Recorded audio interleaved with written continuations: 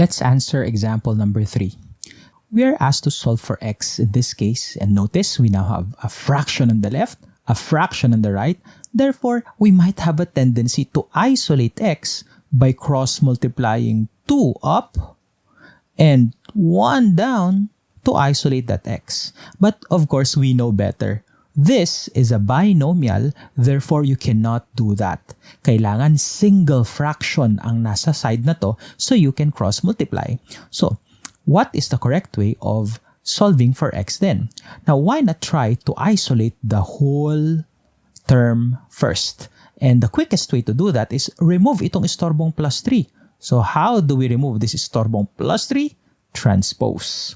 So, let me copy. We now have 1/2 x left on the left side, and on the right side, copy 13 over 2.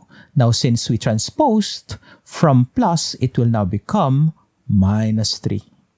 Now, copy 1/2 x. How do we solve this next? Now, take note, we have a fraction here. How do we combine a fraction and the whole number? Kailangan natin ng similar fractions with the same denominator. Of course, we can do this mentally. The LCD should be equal to, what's the denominator of 3 again? It's 1. So 2 and 1, the LCD is 2. So convert this to a similar fraction with denominator 2. So copy ko muna to, minus, we now have denominator 2. 2 divided by the denominator 1 is 2 times 3, it's 6. So 3 is actually 6/2. Now, pareho na sila ng denominator. They are similar fractions. Therefore, we can combine them. 13 minus 6 is equal to 7. And then copy the common denominator 2. Okay, so now we only have a single fraction on the left, a single fraction on the right. So we can cross-multiply and isolate x. To do that, we move 2 up. We move 1 down, pero wag na, 1 lang naman yun. So what I will do is just move yung 2. 2 times 7 all over 2. Simplifying further, we cancel 2 and 2, 1. The final answer is 7. So that's how you answer by transposing plus 3 first and isolating 1/2 x. Again, do not cross-multiply kaagad. Now, another way of doing this is analyzing first. The problem why this is a little more challenging than usual is because we have denominators, correct?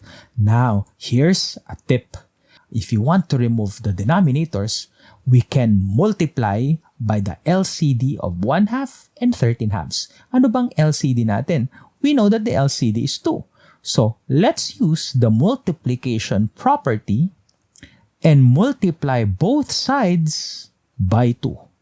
Makikita nyo mamaya kung bakit natin to gagawin. Meanwhile, since we are to multiply 2 by a binomial, we can distribute 2. So we now have 2, let's just set it up, times 1/2 x. And then plus 2 times 3. On the right side, we have 13 times 2, of course, then divided by 2. So again, be careful in distribution. Next, 2 times 1/2, of course, we know is equal to 1. So let me write 1 there and copy x. Then 2 times 3 is 6. And of course, we can cancel 2 and 2 here and end up with 13. And voila! As you can see, no more problematic fractions. Nawala yung denominator. So that's what you do if you want to remove those denominators. We can use the multiplication property of equality by multiplying by the LCD to both sides of the equation. Going back to our problem, we want to isolate x. We don't want plus 6. The quickest way? Transpose. On the right side, we have 13, and then plus 6 now reverses its sign.